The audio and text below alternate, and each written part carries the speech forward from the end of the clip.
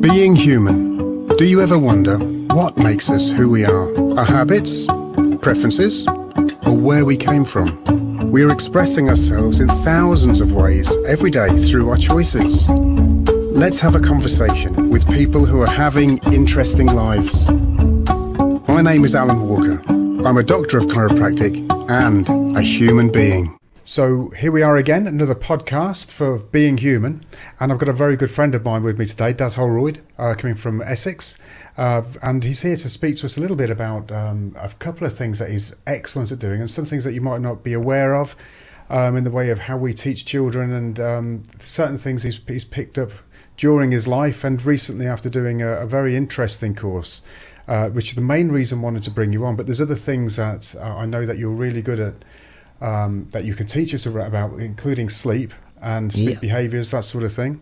And I know as well that you've taken a great interest in the history of medicine and following specifically really the use of psilocybin over the centuries, in fact probably going back thousands of years if not longer, and how it's being used today by general practitioners, and how it's being used to help people with different types of illnesses. So we've got a little bit of time to talk about those sort of three things, but I want to welcome you, Daz. Thanks very much for coming on. No worries. Thanks for, nice to see you again, Alan, and Marina, after meeting you guys at the festival a few weeks ago. Yeah. We had a good time. We did. There was a festival.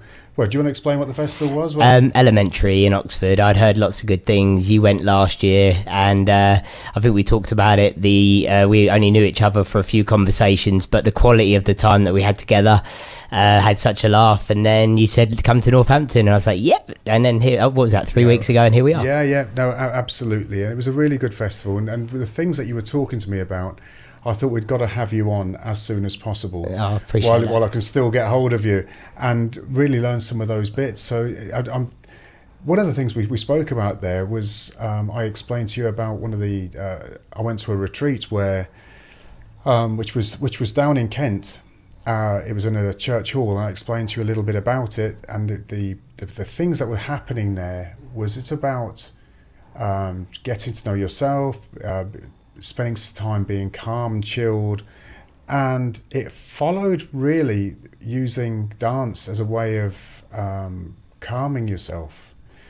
So what was interesting, what I explained to, what I was talking to you about, and how it went on to a bigger conversation, I was explaining to you about we were paired off. There was 18 people there. There was 2 pairs of 9, and out of the 9 pairs, one of them was blindfolded. And during that session, it was very quickly you learn to trust the other person, and knowing that the other person was going to be there while you listen to some music. It was live music there. It was South American music. And during that time, I didn't start to dance at first. It was just the sound of a buffalo drum, just a slow beat every second. And then the musicians started to play. And with the use of no medicines, of any type of description or alcohol, just completely without any of those things, just relaxing. And people started to move. I started to move. I forgot very quickly that I was there with these strangers. And I'm not known as a dancer. I'm certainly not. Was this the blindfolded bit or the not blindfolded? This was blindfolded. Right. There was some breathing done beforehand. Mm-hmm. And we just all, I guess, started to move. I certainly did. And it went on for probably round about, I would say, 6 or 7 minutes before I completely lost myself. Right. Forgot where I was. And we were in a town. It was like a little small town and a tiny little village hall on the edge. Wooden village hall with chairs on the inside and a stage where the music was playing. And they were watching us moving and gradually building up the tempo. I'm remembering I'm blindfolded. I didn't know where the chairs were, where the other people were. But I did know at the beginning, before I lost myself, that there was someone with me to make sure I was going to be fine. And I was explaining to you that I never touched the chair. I never hit a wall. Yeah. I never hit another person while I was there, and Yeah. yet I danced myself crazy. And the music tempo went up and down, and they played with all of us. We were all dancing in our own way, but to the beat of the music that was being played. And when you think when you're not blindfolded and you're at a club or whatever, you're having a dance, it's guaranteed you're going to bash into someone at some point. Absolutely. So and you've got your eyes on the front of your face. So I was feeling, obviously, there's some sort of energy. So when the music eventually stopped and I found myself lying on the floor, not falling over or anything, I'd actually put myself on the floor and I was just relaxing at sort of the end as the tempo changed into more of a relaxation situation. I thought to myself, how come I haven't touched anyone, and that the lady must have been there the whole time. And the fact that she hadn't put her hand on me at any time to let me know there was a wall or a chair, it brought a lot of questions to me about what was actually happening there. And I thought, well, perhaps I was just lucky. So when the blindfold came off, I found I was at the other end of the village, of the hall. And so everyone else was in their different places as well. And I wondered whether they'd hit any chairs or people, or had been told to be careful, where there were, just a little tap on here, a little tap on there. Because it was quite frantic dancing. Yeah. There was a bit of shouting going on as well. People really did let loose.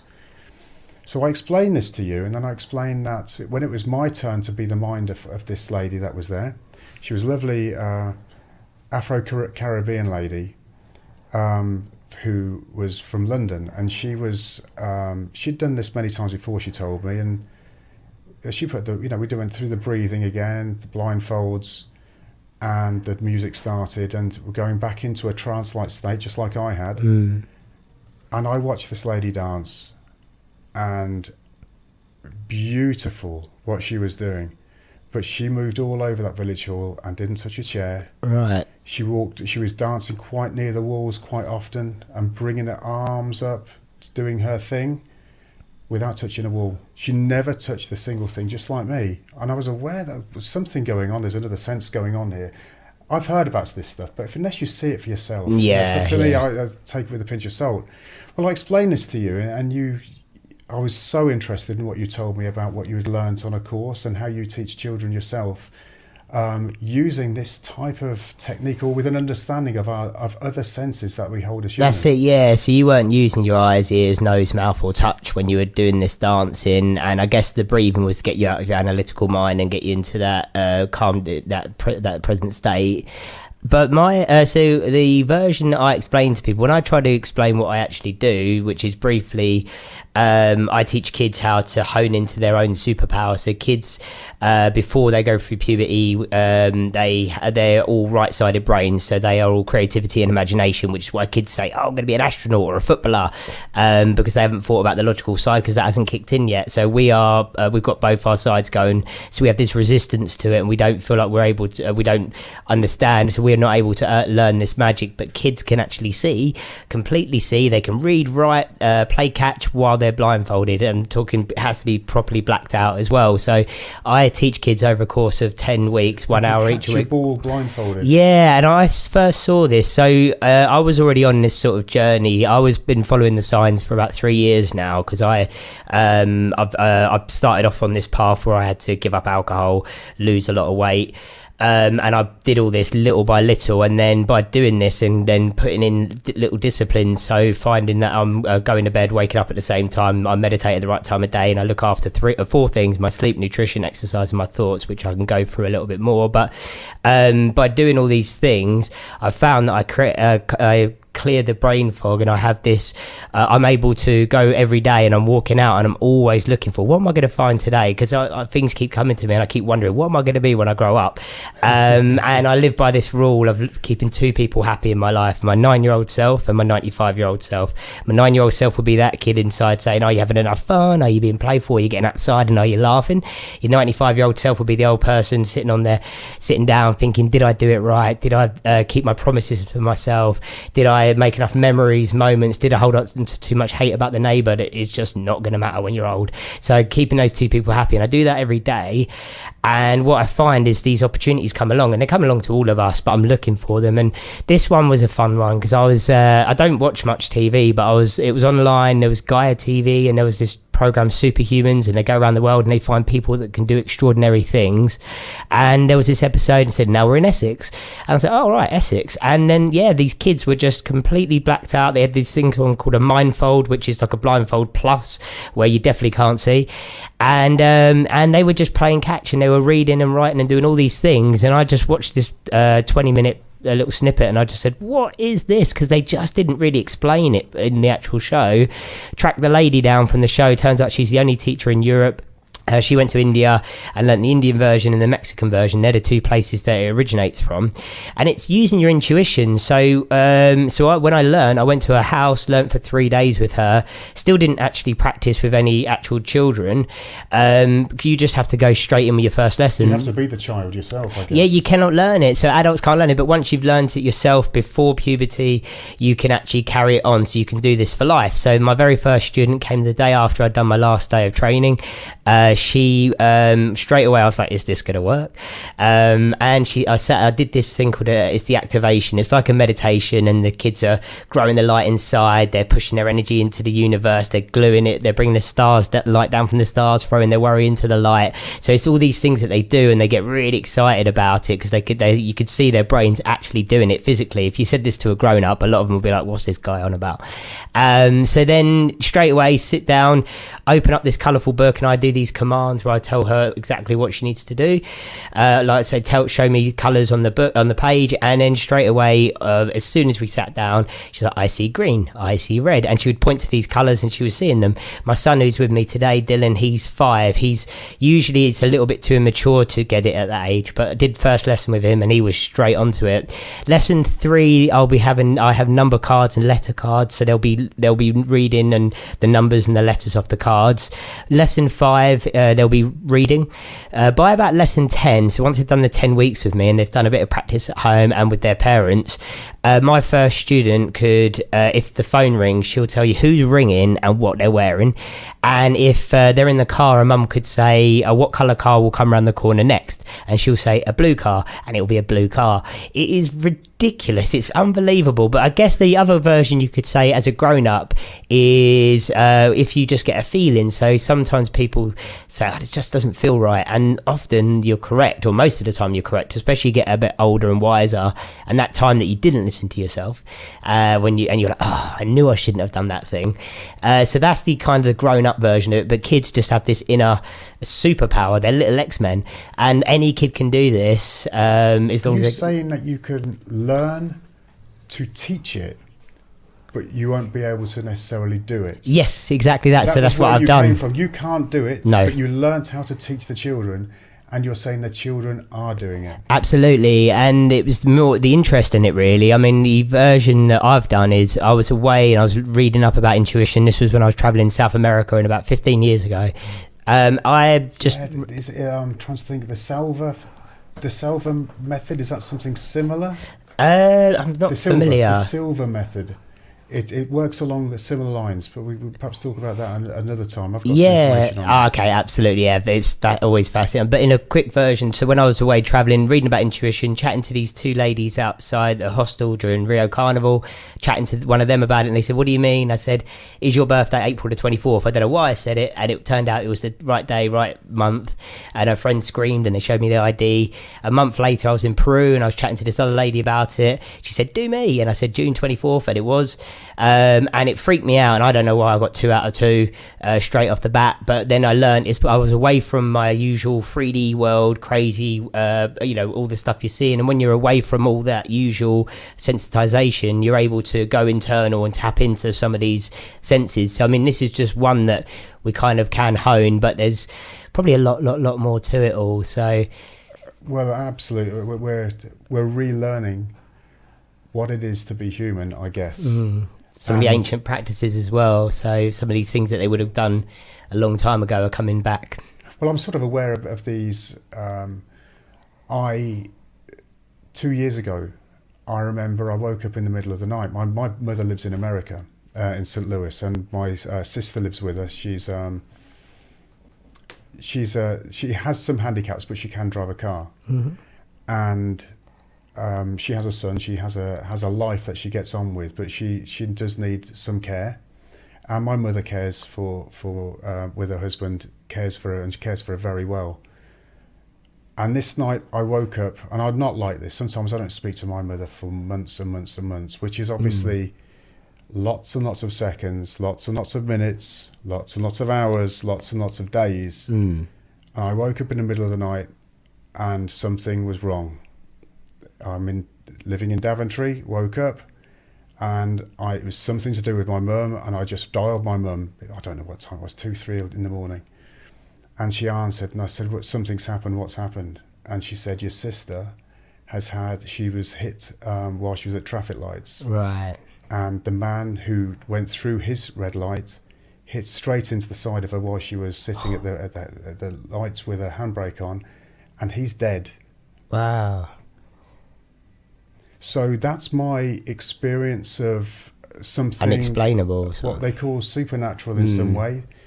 I once made I don't guess about things like this. You know, the number one thing you don't do in this life is if we meet a woman, you say, are you pregnant? Because it brings on so many problems for men. But a friend of mine, I actually said it to her, and she wasn't showing, and she said, no, I'm not. And she was actually quite shocked that, someone might think, because it wasn't something she was planning for. 2 weeks later, she did and she was. Oh, right. So you were a pregnancy test, human pregnancy test. I don't know. I can't tell you about either of those things, what's actually going on, but they're two things. An energy field of some kind. I don't make phone calls at 2:00 in the morning to my mother. Yeah, and I don't say things like that to women because there's so many problems from trying to presume that someone's pregnant when they might just put on a couple of pounds. Yeah. So and this girl, she was showing nothing. I just felt that I needed to say this to her. Yeah. So it's I'm still in touch with these people today, and the child that she had is a professional football player. Named Alan. No, I think they've tried to forget about it like often I try to forget about it. So I don't know about these things. I just am aware that I built up some things I can't forget about. Things that have actually happened, and I don't understand them. And most people don't, because in this busy world, in this 3-dimensional world you spoke about, where there's too many things that are hitting us from different directions. You're worried about our next meal, are we thirsty? Should we do this? So what we're doing tonight? What and if we're not, we're on our phone or whatever. Yeah, we're all of these things. So that's been my experience, and that's the reason why I was so interested in what you've got to say. Yeah, that you were able to teach children and bring out some extra senses that we don't know that we have.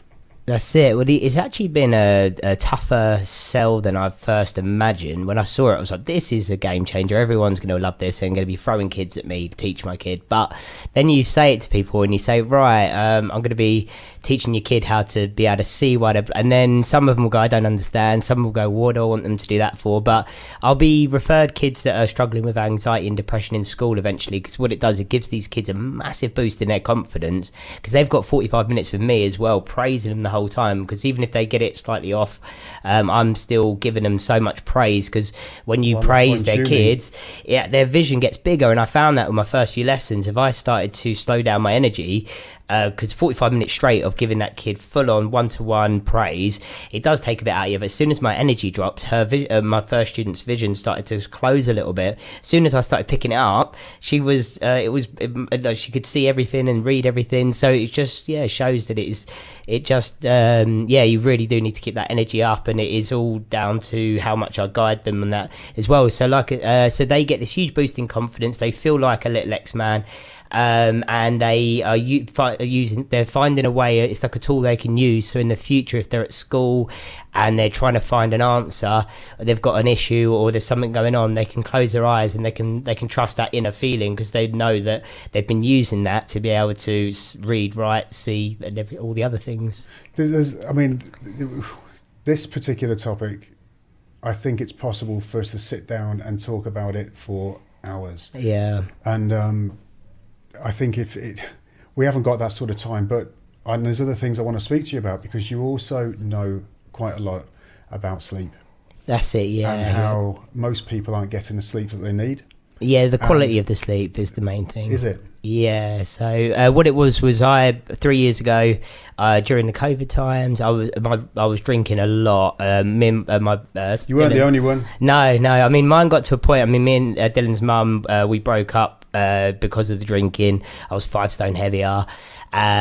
She was actually an amazing support as well throughout, which was fantastic. But I managed to gradually pull myself back. But what I did was I'd given up drinking for about the 5th time. And then I was on an airplane coming back from Spain, seeing my brother, and I was still a bit kind of unsure of myself. I was probably in that just coming towards the end of the honeymoon period after you give up alcohol and then you end up going back to it. And I heard the announcement, put your oxygen mask on before assisting others. And as soon as I heard that, I sat back in my chair and it hit me. I was like, because nothing happened. I didn't become unhappy or unhealthy overnight. It happened little by little by not putting my oxygen mask on. So what I learned was by creating 2 times of the day where I look after myself and look after those 2 times, which is just before going to bed and when I wake up, I was putting my oxygen mask on so I could assist others throughout the day and I could help others. But I started off by concentrating on sleep and learning about it. So not putting in hours of education, but just doing 5 to 20 minute little hits of education throughout the day. Because if you have a little short times of it, you're going to stick to it, but you're going to also take it in more. Because if you're watching an hour long podcast, or listening to a podcast or a YouTube video, it's gonna, after a while, you're gonna start to drop. But doing little 5-minute hits means I always kept it up. And what I did was I learned about my circadian rhythm, my nasal breathing, and I created a little night routine. So I just did the things that you already know you're meant to do. What is circadian rhythm? So that's our natural body clock. So we're meant to, in the morning, wake up, get outside, get 2 to 10 minutes of the natural sunlight in the top of our eyes, because we're animals, and that wakes up every organ in your body, and it tells your body it's wake up time. And then your brain starts producing adenosine, which is your sleepy drug. We throughout the day we change that. Well, as soon as we get up, if we don't get out of bed, we're not producing anything. Our body hasn't woken up properly, which is why you feel more tired if you just stay in bed. And then what we're doing is we're playing around with lights, phones, caffeine, and we're putting ourselves on a roller coaster with our hormones and our balance. So I decided, rather than say I'm going to give everything up forever, I decided I'm just going to tick every single box, all the things I already know that you're meant to do.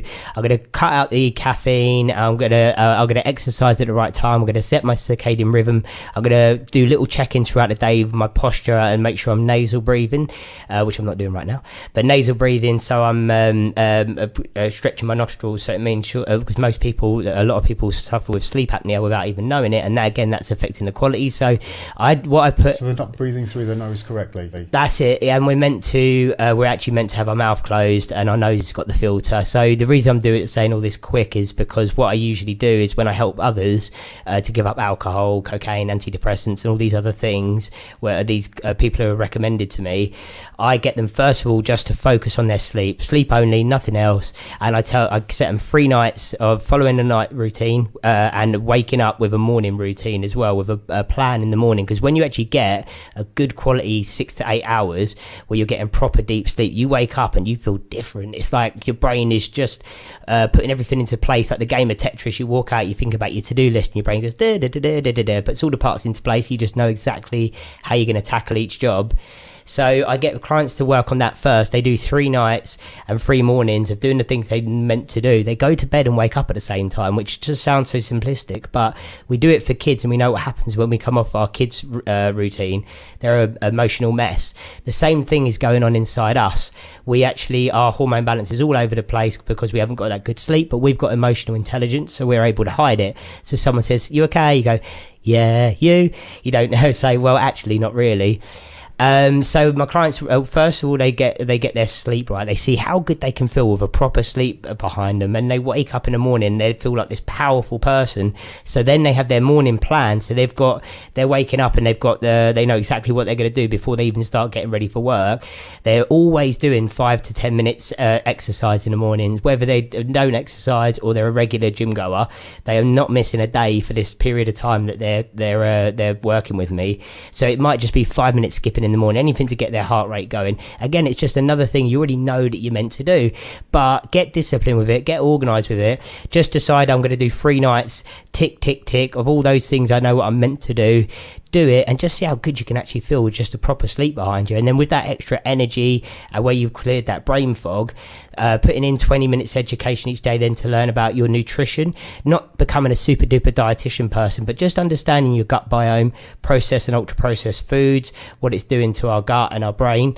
Then what's the difference between processed and unprocessed foods? Some people don't know the difference. What would you say what's your definition? Well, from what I understand, processed and ultra processed is just what the damage it's doing. It's causing leaky gut, which is causing inflammation of the brain, and that's what's causing in younger people brain fog, but in older people dementia and Alzheimer's, which is why they now say that this generation are suffering, because they were the first generation who had those foods and they didn't have the education. We're lucky enough that we got the education now.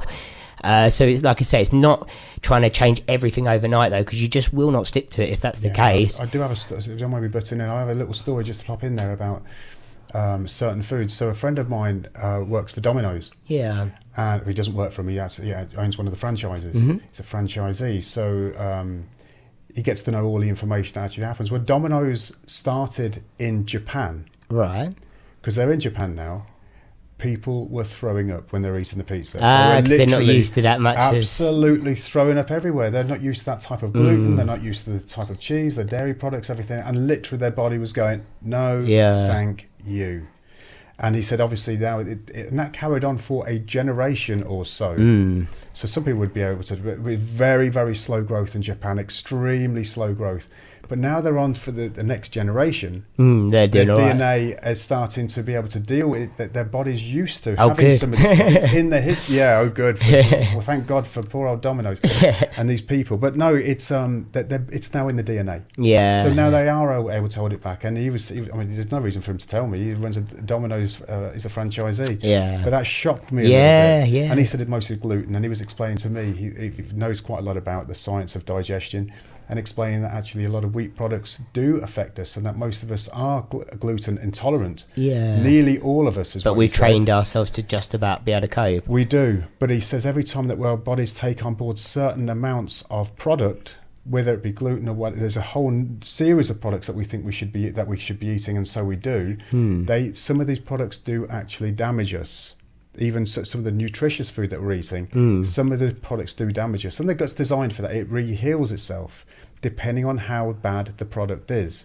Well, things like wheat and gluten, it's quite high problem for our bodies, and it does damage the surfaces of our intestine, and eventually our body starts to tire, our systems start to tire, and those products start to break through the surface of the intestine and end up in the bloodstream. And that's when it happens in the bloodstream, you probably guess what happens then. Straight away our systems start to recognise and go, what is this product here? That shouldn't be here. And that's when the intolerance starts to build. I see, yeah. Affecting with people they're getting diarrhea, they can get the opposite, they can get constipation, a whole number of different things. And people kind of write these things off as well, don't they? They'll say, I've just got a headache or a migraine. And someone taught me that you got a niggle in your stomach, what caused that? It's like a little puzzle. You go back far enough, you'll find that what you did wrong.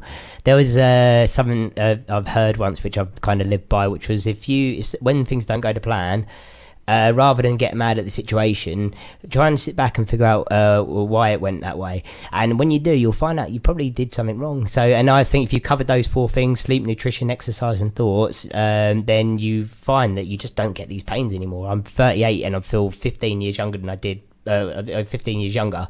I feel better than I did 15 years ago. I'm bouncing around, loads of energy and things like that. But and I know that if I do have a day where I'm a little bit off or I'm a bit slow, I can go back and go, I didn't look after this part of my day. And then so I just know that you can look after those 4 things, and you just find that you're just not the same person. You can kill off that old personality little by little and create this new one that doesn't have those same sort of hang-ups. But understanding things like when you bite into cheese, the dopamine release and all these other things, that's what I was trying to learn about as well with the alcohol thing, what it does when you actually drink alcohol. It's a big trick of the mind why we drink it in the first place. And when you start educating yourself on those things as well, so if you do have someone who is really like say, I'm addicted to Coca-Cola, just read what it's doing to the brain, what the reaction is, and then you realise you don't love these things. It's just a trick of the mind. Amazing. Look, Daz, I really could speak to you for hours and hours, and I'm hoping that we'll have a bit of a talk after we finish here today. I really appreciate your time going up here. I know that you do care for your father, your elderly father, and I know that you even brought your son up here just so you could do the podcast with us today. Thank you so much from the bottom of my heart. No worries. Thanks, Alan. Thank you so much. And so if you've enjoyed this particular podcast, there's probably a few things here that we've been speaking about which might enlighten you. For some people, it might be one of those things that might even frighten you. But if you've enjoyed it, and I hope you have, then please share this podcast. Share the hell out of it, because if we can get people talking and learning about some new ways of thinking, that would be a great thing as well. And we will leave some details. If anyone is interested in getting in touch with Daz as far as the lessons and knowing a bit more about how to teach the children, great. Then there will be a way of getting hold of you. But thanks so much for your time today. Yeah, it's a pleasure. Thanks, Alan. And this is the end of the podcast. Thank you very much for listening in, and I will speak to you soon. Take care.